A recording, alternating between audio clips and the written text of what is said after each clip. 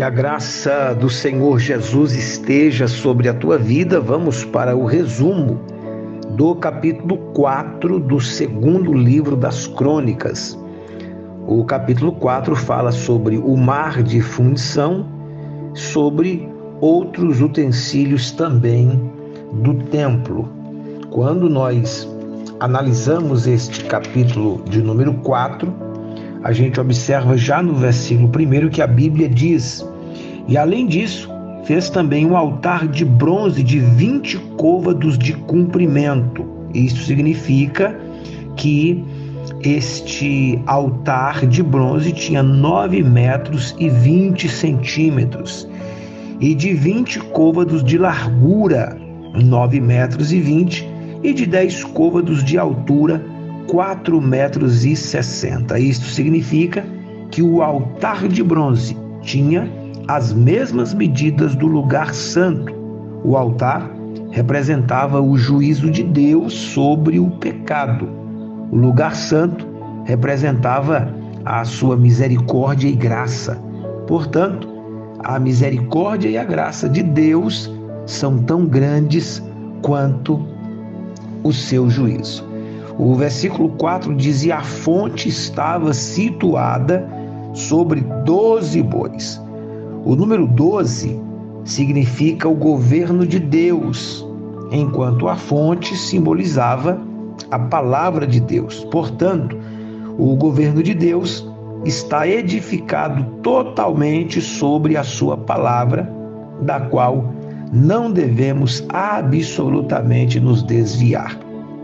Diz ainda o versículo 4, 3 dos quais olhavam para o norte, e 3 para o ocidente, e 3 para o sul, e 3 para o oriente. Significa que o governo de Deus é o mesmo em toda a terra. Em outras palavras, não há tal coisa como um evangelho para um homem branco e um outro evangelho para o homem negro e etc. É um único evangelho para toda a humanidade. E diz o versículo ainda: e a fonte assentada sobre eles, e todas as suas partes posteriores estavam voltadas para dentro. Significa que a força dos bois sustentava a grande fonte, que simboliza o poder da palavra de Deus.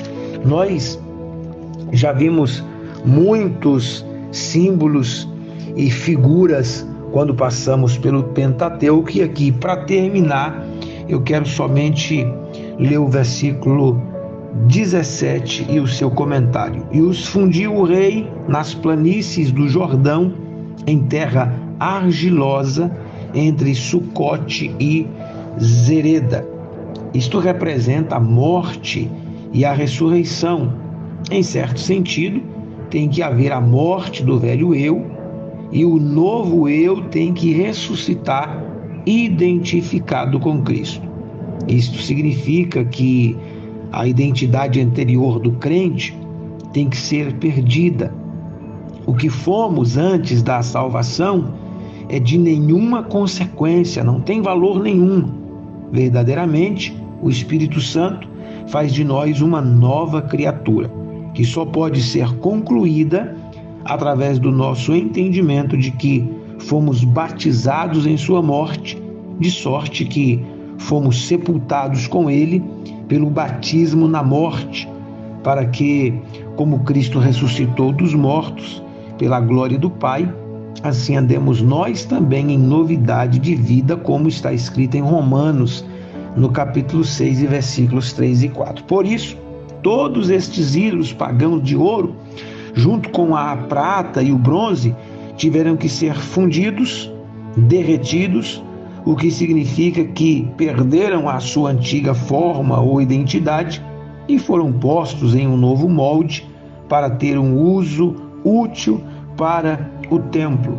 Este é um quadro do que o Espírito Santo faz conosco, o que só pode ser concluído através do sacrifício de Jesus na cruz. Esta obra profunda de transformação na nossa mente e no nosso coração só acontece porque Cristo morreu na cruz, nos abrindo as portas da sua graça. E que graça maravilhosa! Que esta graça inunda a tua vida, o teu coração, a tua casa, a tua família. Que Deus te abençoe no nome de Jesus.